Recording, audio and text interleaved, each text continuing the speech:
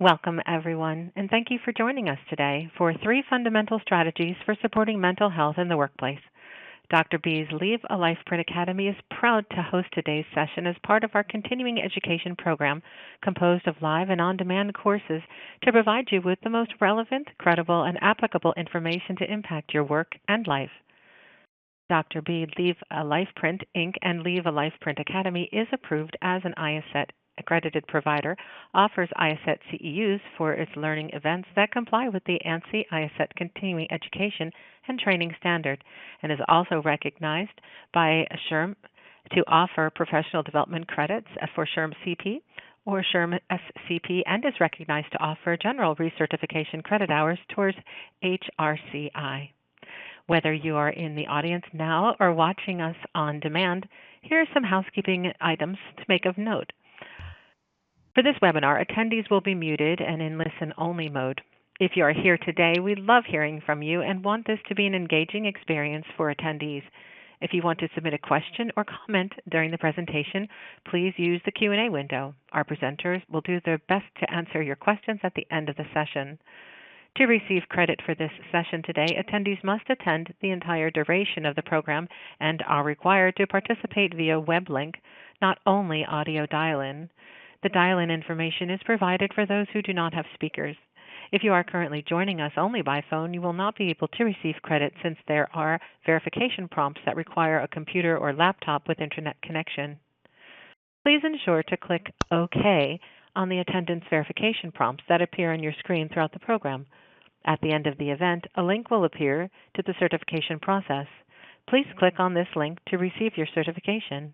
If for any reason you must leave early or you would like to re-watch today's session, this course will be recorded and made available on demand as soon as possible after the event. You can access the course on our catalog by signing into the account you registered with. Registrants will also receive a follow-up email once the recording is available. If you are watching this session on demand, please note that you must watch the entire duration of the recording. After this session, you will be prompted to complete a required post-test, and you must score an 80% or higher to receive credit. If you need technical assistance at any time, please submit your request under the Tech Support tab in the Q&A window of your computer screen. And finally, we appreciate your time in filling out the evaluation form at the end of this session. We are looking forward to your feedback and ways we can improve future sessions. We'll now introduce today's instructor, Dr. B. Hello, everybody. I'm Dr. B, and I'm so excited to be here with you today. And we're going to spend 50 minutes talking about the three fundamental strategies for supporting mental health in the workplace. And then we're going to have some live Q&A questions. So please engage in the chat box. We do have a moderator watching those questions come in, so your questions can be answered. All right, with that, let's get rolling. All right, so the agenda, this is what you're going to take away today. This is what we're going to talk about. Current workplace culture and how the pandemic and generational differences, which often goes overlooked, are impacting this complete transformation of the workplace culture. The second thing we're going to talk about is a shift in prioritizing mental health in the workplace. Can't be ignored anymore as much as people may want to or organizations might want to. The third thing is the importance of mental health to employers' overall success and return on investment. This is a benefit for everyone. It's not a takeaway that is a problem for businesses. It's just we need to learn how to do it.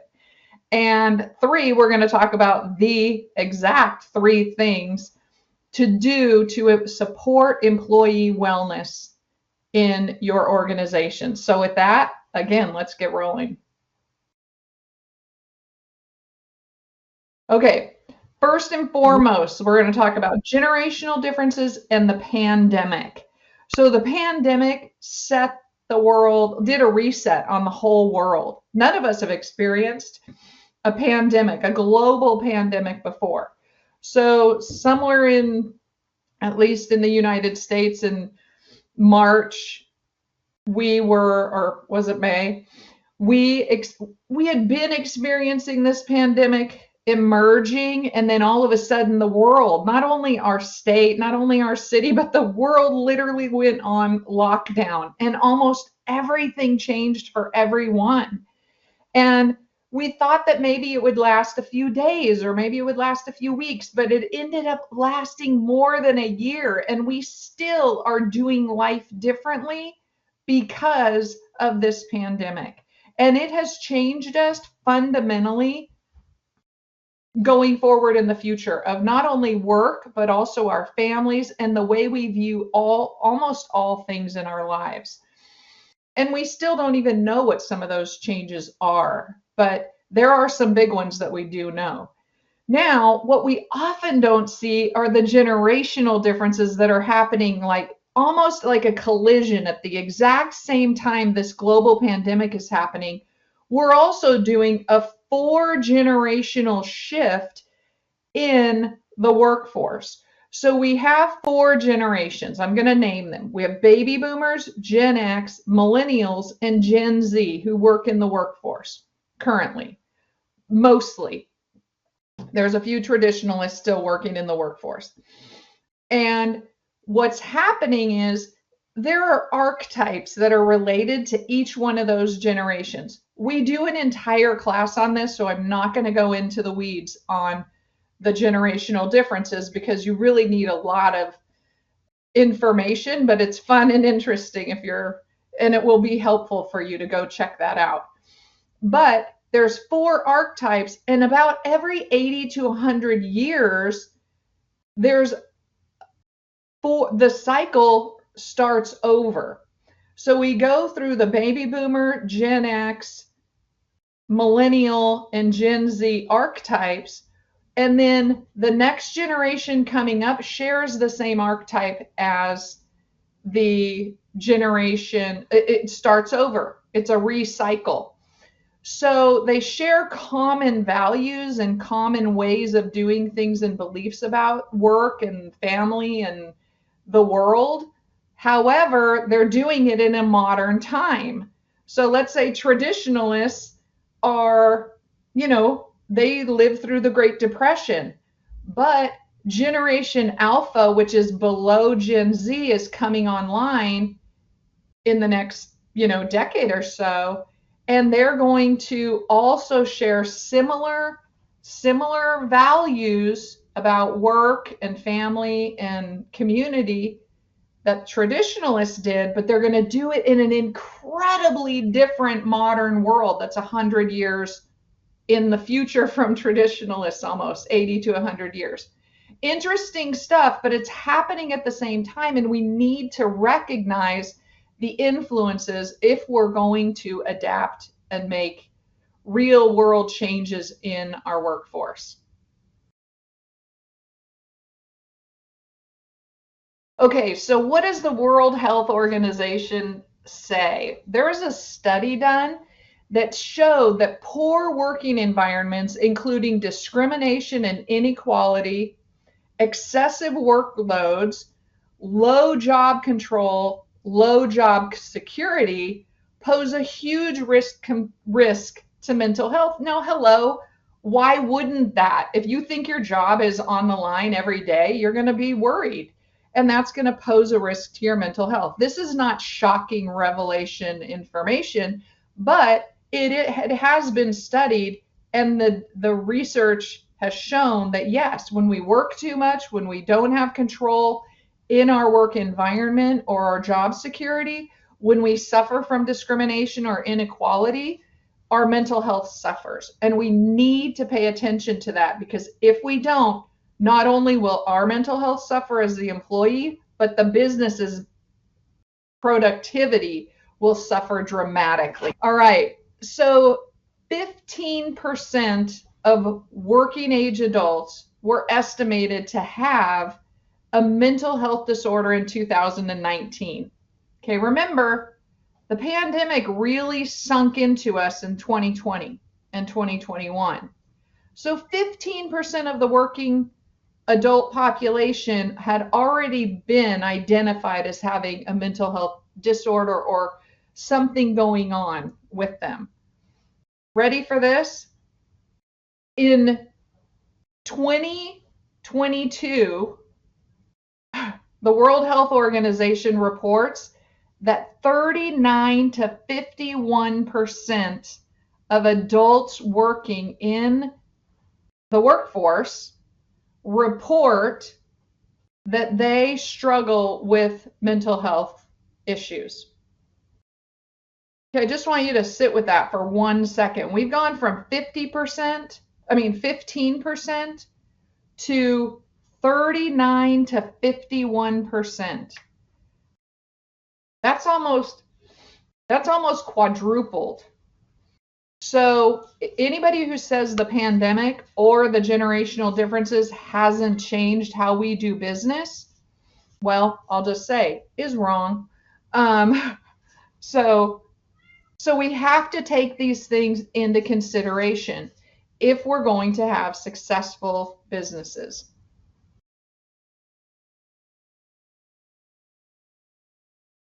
Okay, World Health Organization again.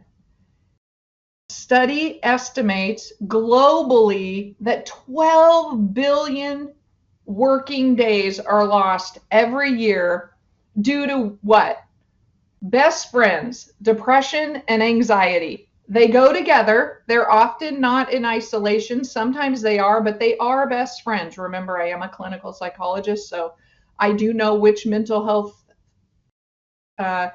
I don't like to use the word disorder because sometimes I think that we can shift our mental health challenges into strengths.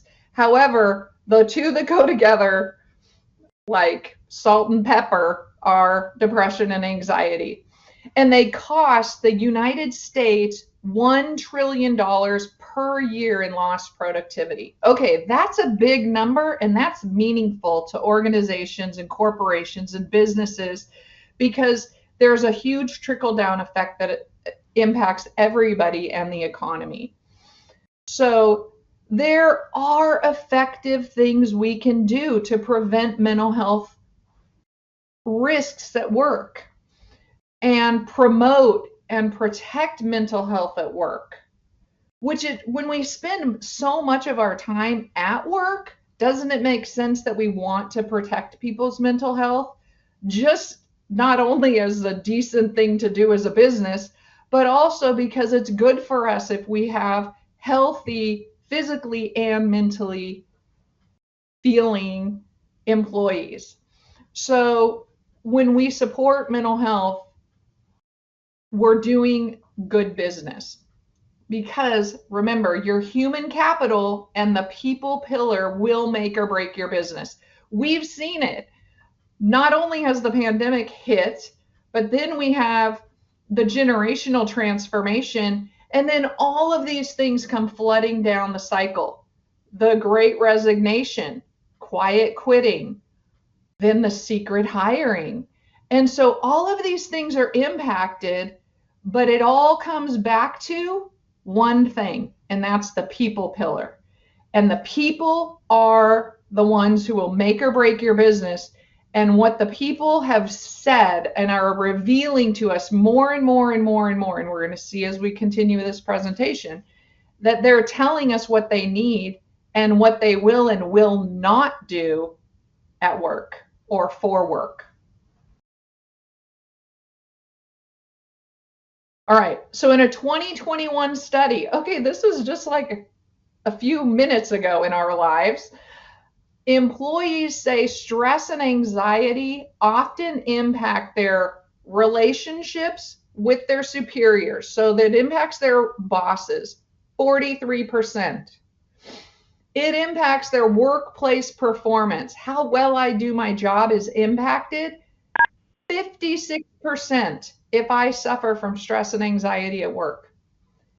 Relationships with coworkers and peers at work are impacted 51% due to stress and anxiety. And the quality of work that I produce is impacted 50% based on stress and anxiety. Right there as a business owner, I'm saying, whoa, I'm getting like a 1 out of 2 shot of getting quality work if I don't pay attention to stress and anxiety in my employees.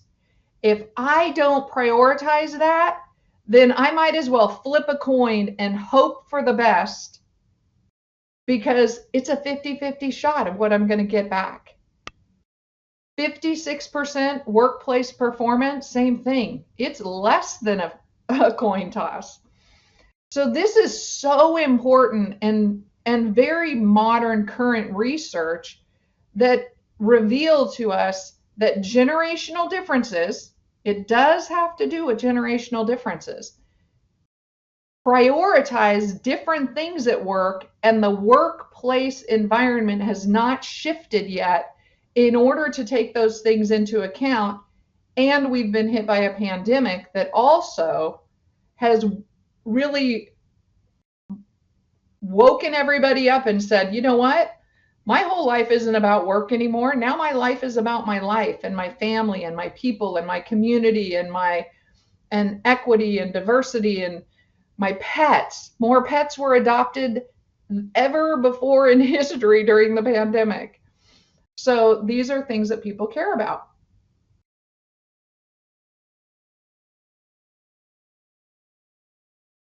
Okay. The shift, like, what do we need to change? Because I know if you can know that you need to change, but not know how to do the change. So we know anxiety and depression are best friends. And we know that, we learned from this study that employees fear repercussions from their bosses. They're afraid that if they talk about stress at work, that it's going to impact their relationship with their employer. So they have a tight-lipped workforce. Fewer than 40% of employees whose stress interferes with their work actually talk to their employer about it. So I might be really, really, really stressed at work and about to, collapse, and I'm definitely not producing the quality of work that I'm capable of or that I was hired to do, but I'm not talking about it because I don't want to lose my job. I'm already stressed and have anxiety, and there's a stigma around mental health. So when we know this, these are stats in 2021, then we can't expect the employee to come to us. We need to go to them. We need to say, you know what, we are here and we're doing it differently. And I get it.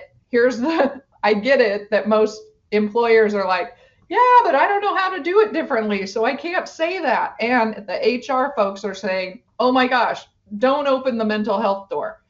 It's okay. It's going to be okay. We can help you open the door in a way that is safe and productive for your business, but also serves the mental health needs of your workforce population. It is a thing, and it's a thing of the future.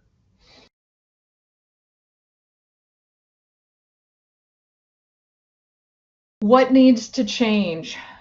So if an employee is going to feel like they're laughed at or not taken seriously, 21% of people think that. Like, I can't imagine laughing at somebody if they came to me with a mental health need, but hello, I am in the mental health field. So that would not be a thing for me. But I also can understand that people are vulnerable and they feel afraid that they're going to be criticized, judged, or shamed if they talk about needing help. We also have other workforce fears. And what happens is that what people do with this is that they don't work anymore for salary. They don't work for career advancement. They don't work for relationships with their employees, because we've been living in the Zoom world for a long time now. Like, we've adjusted to it, and most people don't want to go back to work. So what things that need to change include recognizing the workforce's need has already changed. So we have to address, you know what, even if you pay them more, they're not going to stay. Even if you tell them to come back to work, they're likely to say, no, I'm not coming back to work, because it's going to affect my relationship with my family, my children, my people, my dog that I adopted in the pandemic. And it's going to impact their lives in ways that we have never addressed before in the workplace. So, what does need to change?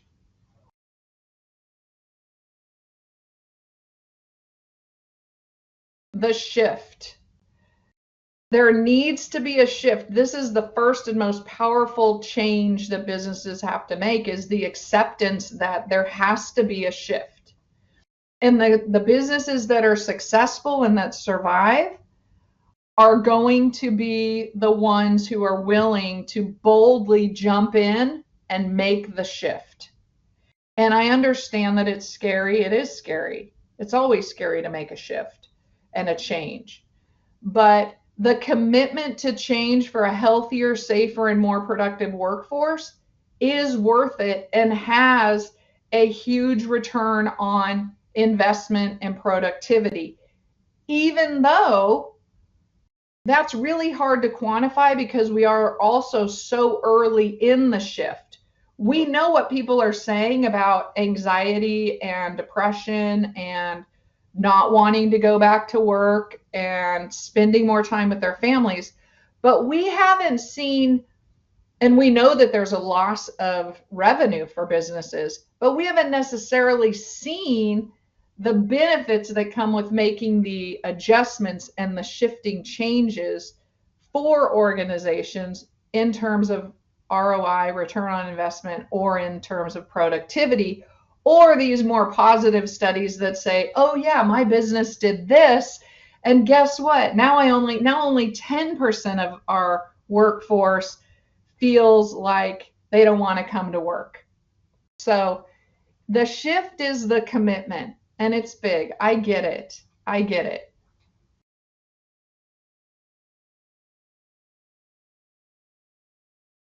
So we already I just started saying this, but the importance of mental health to an employer's overall success is profound, and it's not going away. I wish I could say this were just, like a little hurdle hill, but we already know, especially in the mental health field, because this isn't just impacting businesses. I saw a post on Facebook the other day that was like, the newest mental health workers are teachers. Okay, but I'm sure that police officers also feel like they're the newest mental health workers. Everybody feels like a mental health worker today in their business at some level.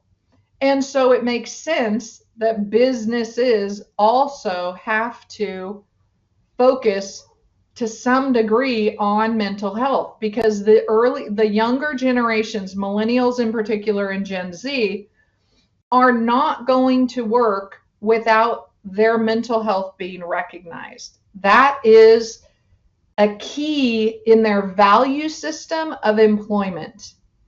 And so let's talk about the 4-day work week, because people sort of panic about this. And I talk to a lot of workers around this, and they're like, oh my gosh, if I had a 4-day work week, like, oh, everything would be so much better. And the irony of it is that even though people are working less, the research shows that there's a 20% gain in production when their wages don't change. So you go from a 5-day work week to a 4-day work week, and what happens is we don't have a loss in productivity. We actually have an increase in productivity, and we're destigmatizing mental health in the process. But most importantly for me, which I think is just amazing, amazing outcome and an investment, a perfect investment, is that there is a reported 27% less stress reported at work or about work in the workforce. We've now taken the stress level of the workforce down by almost a third. That's an incredible outcome in terms of doing one thing and having a positive result. So when we address and acknowledge and destigmatize mental health, and we start to consider innovative alternatives like the 4-day work week, which give people more time, with their family, their dog, their aging parents, their friends, whatever, just to be at home for themselves, we actually gain there too. We gain, remember, a 20% production rate if we go from 5 days to 4 days and maintain their salary. That's a pretty huge return on investment.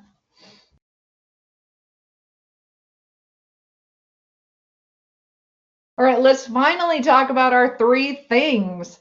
All right, so the 3 things that we can do to support employee wellness. Here's tip number 1. And there's a lot more tips than just 3, but we're going to talk about 3 because we only have a short amount of time together and everybody has to get back to work and we're stressed. So understand the importance of relationships. There is nothing more important than relationships. Hello, I get it. Why wouldn't a psychologist say that? Well, because it's true. We've learned that from our trauma and resilience research that there's nothing more important than connection and relationship. And when we invest in people's personal relationships, guess what? They feel an overall sense of support, and that contributes to production. So it's a win-win. It's very different than how we looked at the importance of relationships at work, maybe in a different generation. But in this generation, after we've suffered through a pandemic, when people are already feeling highly unsupported, creating a strategic plan that builds in support at work is a win. There's no way to lose at that. And it includes communication skills, but just giving people time to support each other.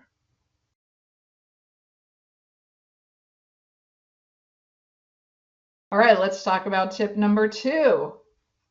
Learn as an organization and potentially as an individual to be flexible, be adaptable.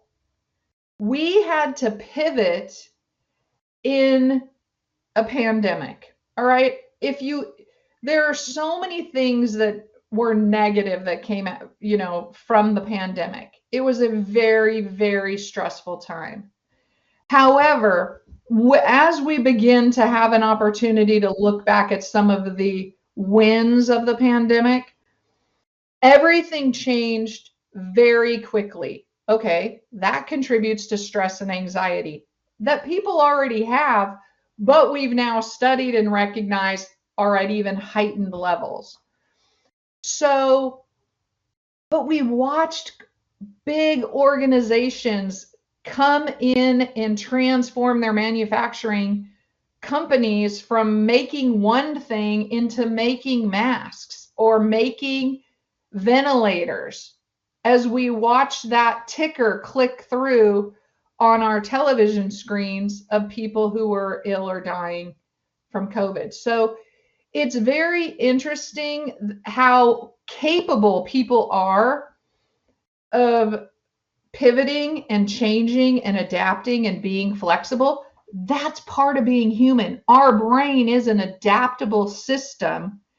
And when we allow it to shift, we can create new things that are very helpful in what we do. But a lot of times people don't know how to do the shift or how to make the change and be flexible and pivot. And it feels really scary and uncomfortable. Knowing that it's part of who people are, who humans are, or how humans operate gives us the tools we need in a business to then support that shifting change in a way that doesn't have such a dramatic impact on people's mental health in the future. When something, not this necessarily, but something else happens that requires people to move in a different direction, they'll have skills, they'll have ideas, and they'll share their ideas, and they'll feel like contributors to the situation rather than, you know, the tennis ball being hit and back and forth across a net and not knowing what's coming next, which is stressful. But we have to be flexible because we've sent everybody home from work. They've spent time with their babies, their young children, and now we're saying, hey, all done, come back to work, do things as usual, business as usual.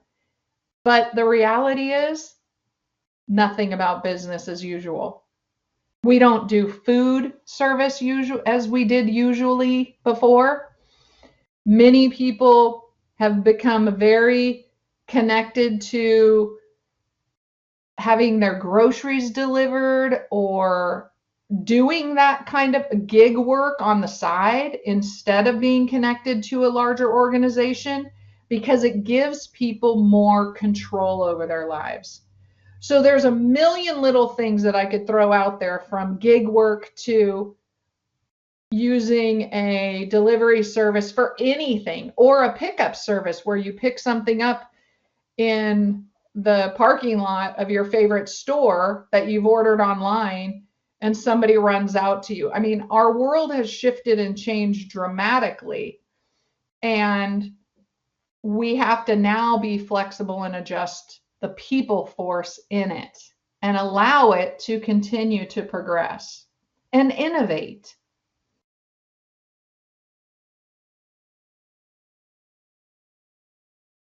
Last but not least, in fact, maybe most importantly, millennials and Gen Z are the most diverse generations in history. And so we have to really dive into diversity, equity, and inclusion in ways that we have never done before in a systemic kind of a way. And at the same time, we are coming to grips with this systemic inequality and inequity faced by marginalized groups, whether that be through gender, sexual orientation, race, ethnicity, religion. It can be a variety of things that marginalize people to some degree, but that's not okay. That's not that it was ever okay, but it's risen to the surface, and there's no ignoring it anymore. There's no putting it on the back burner.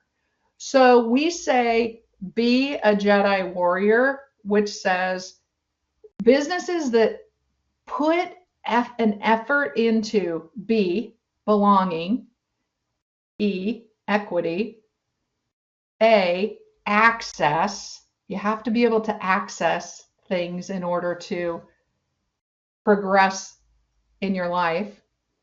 Justice, things have to be just and fair. Equitable, which is different than everybody getting the same thing. It's everybody getting access to what they need. Diversity and inclusion.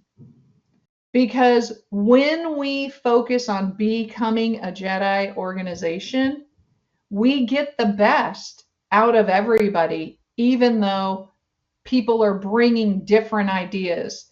And it may not feel comfortable. And there might be times when we hit some rocky roads because people are like, whoa, whoa, whoa, that does not fit in my value system. But that's okay, because working with diversity brings in more innovation and creativity. And these younger generations, millennials, Gen Z, and the alphas are going to come following along, will work for values. Like it might as well just be a bumper sticker now. They will not work for an organization that does not support their values, and they will quit an organization that does not support their values. And the rules of their game are just very different than the rules that were taught in business in previous generations. So everybody is making adjustments, and no generation is right or wrong in this situation because there are huge values to millennials and Gen Zs that come from Gen X and baby boomers. And there are huge benefits that come from millennials and Gen Z to support Gen X and boomers who are in the workforce because they want to be heard, rightly so, and have the technology and the skills to get massive amounts of information out into the universe, which is a good thing. Okay, it does contribute sometimes to people's mental health, but that's a different class, which we will also talk about. However, what the wisdom and the experience and the history, remember, history repeats itself, history is important, that comes from baby boomers and Gen X is invaluable. And the ability to mentor in a loving and supportive, compassionate way can do so much in an organization by reducing that depression, anxiety, and remember the tight-lipped fear of saying, you know what, I'm having feelings or I'm struggling with my mental health. Suicide is at an all-time high. We have to start looking at a variety of ways to address our mental health needs in every corner of our lives.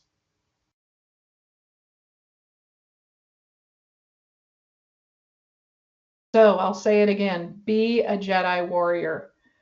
Millennials and Gen Z actively avoid, they don't only seek out, but they actively avoid companies that don't have a diverse workforce. So if you look at your workforce and you see a homogeneous group of people, all men, all women, all white, all anything, then, and there's nothing wrong with that. Hello, I'm a white woman, so this is not a criticism of who people are. This is just, if you do not have diversity in your organization, you are not maximizing the capacity of your business, and you are missing out on millennials and Gen Zs who have lots and lots and lots to offer, but they will not work where diversity is not appreciated, valued, and respected. So companies with a diverse workforce contribute to the overall well-being of their employees, because knowing that others are valued as much as you, that can be as stressful on when there's inequity in an organization. It feels bad for both sides, even though obviously that feels worse for the person who is being treated in an inequitable way. There is increased revenue in organizations that invest in diversity, equity, inclusion. I would add belonging, access, and justice and equality, because those things, access is huge. Access is, we need to let people in the door. That's what access means. When we don't let people in the door, then they can't show us what they can do, and we miss out on so much. And they encourage more innovation, because when you don't know something, it's really hard to find it. But when somebody who has a very different life experience than another person, and they start talking about what it's like to eat dinner at their house at the dinner table, or what it's like to go shopping or grow your food, or in this moment, transportation, of all kinds of things. When people start having those conversations and learning how other people do things, then it not only educates people about each other's differences, but it blooms, it blossoms, it creates new ways of these two different people to think about a similar problem and come up with innovative solutions based on both of their experience rather than just the status quo.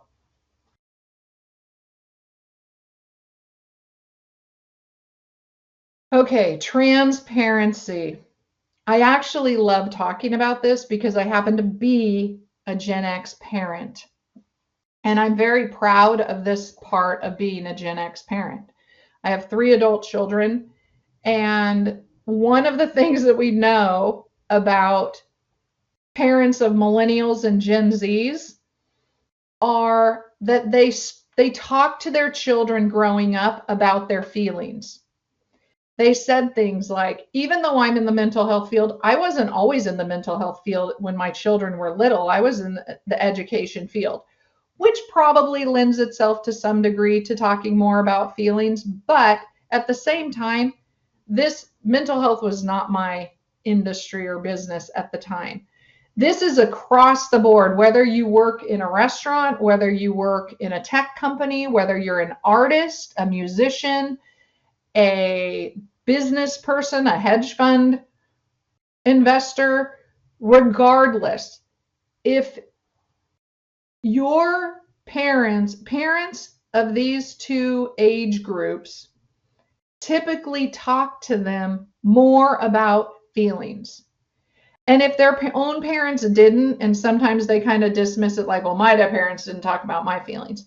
Somebody else's parents of their friends and their teachers and other people in those generations did talk to these two younger generations about their feelings. And guess what we got as a result? We got a workforce that has finally hit the business market as managers and moving up the ladder, people who care about feelings. They're not going to not talk about their feelings, and they're not going to let go of that as a priority in their workforce, their business, their own startup companies. They're just not going to let it go because this is part of their upbringing. It's wired into their neurobiology.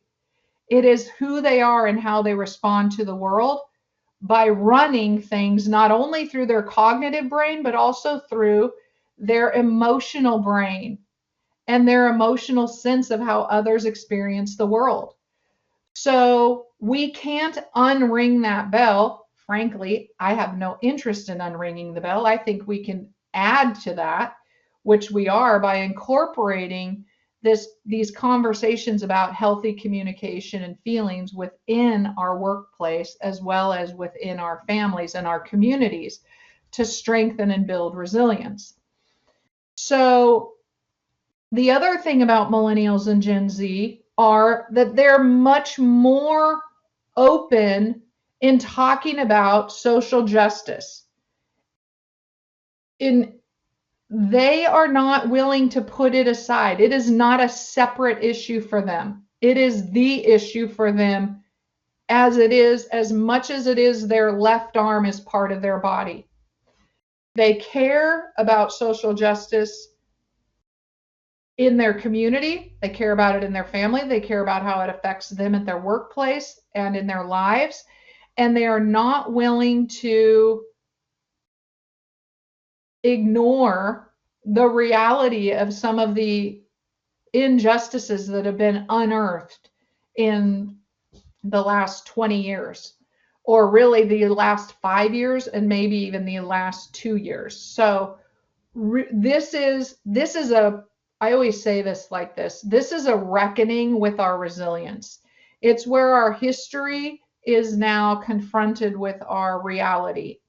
And we have to find ways that are safe and comfortable and non-threatening to build support systems so that we can reimagine how we talk about very, very difficult historical events in our lives as well as current events in our lives in a way that doesn't create more mental health issues, one, but also invites everybody into the conversation. Remember, access.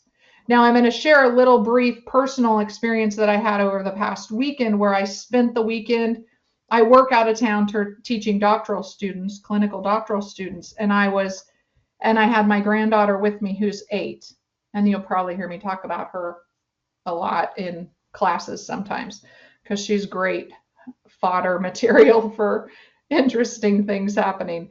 However, this conversation, I brought a 16-year-old that I've known since they were 8 with me in order to take care of my granddaughter while I was teaching, but then we could also spend time together when I wasn't teaching. So on the way down, I said, I want to have a conversation with you about gender because, I'm in my 50s and you're in your teens, and I feel like there's a big bridge to cross here, and I need to understand more about gender from your perspective, and and I want to know what you think about, me in regards to how I think about gender. And they said, I said, what pronouns would you like me to use? I shared that even just asking that out loud felt a little bit uncomfortable for me. That's generational. That's part of how I was growing up. It doesn't seem like an okay thing to ask, but it's absolutely an appropriate thing to ask. And the response was that it doesn't matter what pronouns you use. You can say he, she, you can say he, she, they. Any are fine. I'm not, what's really important is you seeing who I am as a person, not just seeing me in the first box of gender.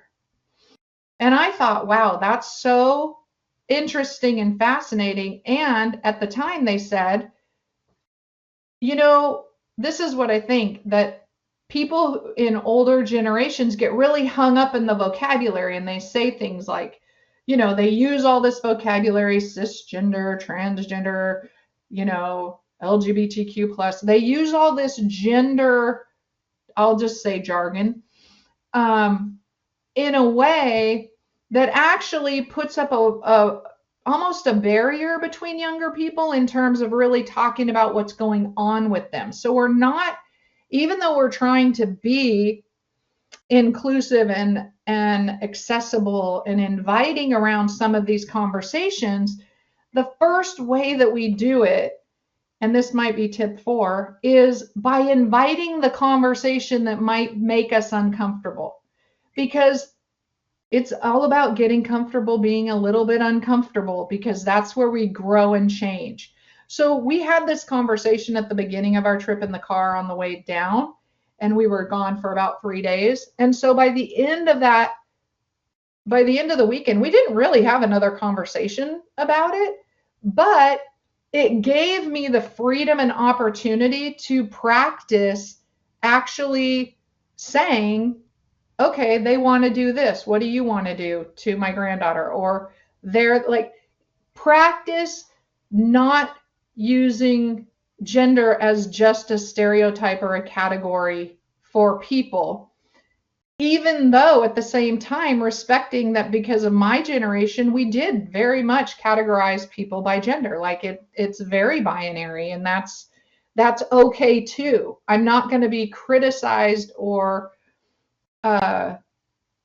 pushed under the bus because I'm not necessarily always as savvy as a 16-year-old in this arena, that we have to have these conversations. And this is throwing people, and I also know this in HR, this could be a real big conversation, because if somebody doesn't call somebody by the proper pronouns, that can be an HR issue for sure.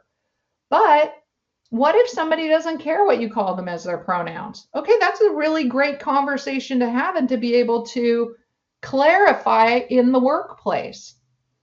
So these are the kinds of practical, and I'll say magical tips that I think have the ability to transform how we work together with multiple generations in the workplace.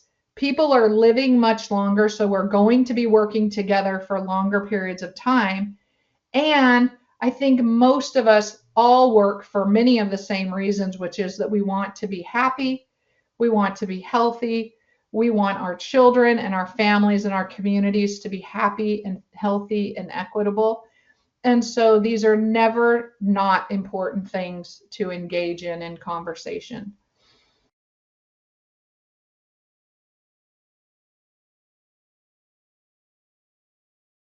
Okay, so remember, this is a big takeaway. Mental health matters more than ever to the success or failure of a business or organization. There is no denying it. I guarantee you that people are having feelings about organizations related to their commitment to mental health, and they are going to invest and align with the businesses that reveal their commitment to mental health. Like, you cannot get away from the phrase mental health awareness or mental health in anything.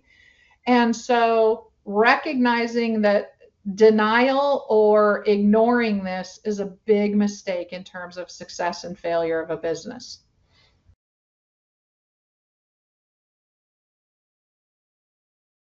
All right. That's a wrap, everybody, and it's time to have some questions. So I think some of you have been putting questions in the chat box, and so let's start from there.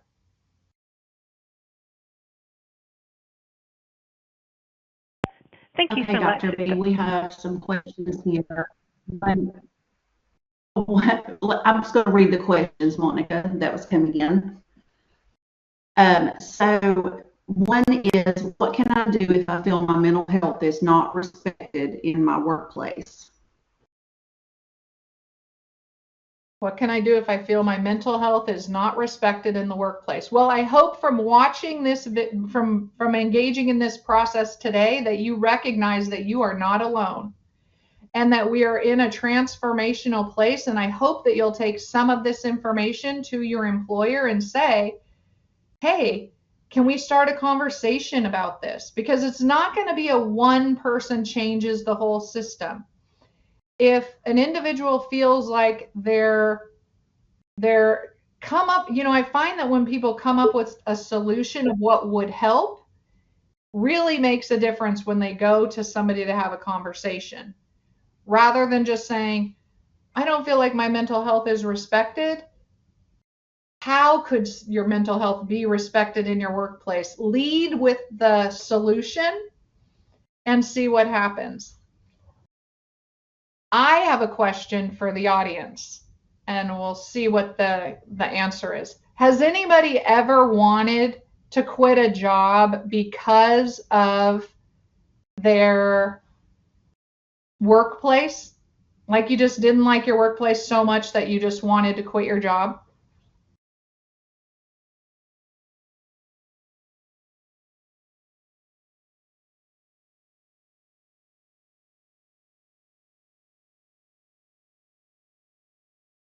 Yes, Dr. B, people are answering the question saying absolutely yes. Yes, I was pretty sure everybody, like many people would say yes. And the other thing is, on the flip side of that, being the delusional optimist that I can sometimes be, is that sometimes people really don't love their job or what they're doing in their work, but they stay because they love the people that they work with. Relationships, they stay because they like the people that they work with. So everything, there's a flip side to almost everything. So another question, Melissa. Okay, one is, how do I support coworkers whom I feel may be having mental health issues, as I'm not a clinician? Okay, well, let's start with, most people are not clinicians, and most people get support from people who aren't clinicians. So that's fine. Anybody can be a support. And I think that the best way to be supportive is by being a trusted listener. That's one thing that's very important. Confidentiality is a clinical, sacred sacred mound. Like if we didn't hold confidentiality, then nobody would talk to us about anything. So by being a supportive, confidential friend that somebody can lean into is one of the first ways. And the other thing is taking a risk by being vulnerable. Like when I had this conversation with a 16-year-old, I didn't feel really confident, and this is my arena, but I took a risk and said, "Hey, can we have a conversation about this?" So you could start with like, "Hey, I'm feeling a little bit worried about you, and I just wanted to know if you wanted to, take a few minutes and talk after work or on break or over the weekend or on the phone," and just put the offer out there. And I sometimes would even say, and this will just be between us. It's, I struggle sometimes. Put a vulnerability of your own. I struggle sometimes with not knowing who is a safe person to talk to, but I want you to know that I am. Nobody needs a clinician to say that. We can all say that. Okay, Dr. B, we have another really good question here. It says, you talk about creating a strategic plan that builds in support for people at work. Do you have more concrete examples of this? We do. We just don't have concrete time for this right now. However, we do have a coaching program that actually is very personalized for businesses in order to do a needs assessment. And then we look at what is needed for an individual business. And then we strategize short-term and long-term goals and how to meet those goals by embedding mental health supports into an organization, whether it's a little tiny organization or whether it's a massive corporation with lots of employees or departments. So yes, we do. We just don't have time. We'll probably do some classes going through some of those pieces, but 1 hour, basically 50 minutes, is just not enough time to cover it all for everyone. So you will be getting an email though about that, and it'll talk a little bit about what to expect from a strategic planning coaching session related to this particular topic, mental health in the workplace. I think we have a bonus in there too. What? We have a comment that says, thank you for saying the hard things for us. Your biggest fan, Amanda in Visalia. So you're my fan too, Amanda. And there's one last question here that I'm sure we may just have a couple minutes for. How do I, as a supervisor, help improve my employees' work-life balance? Okay.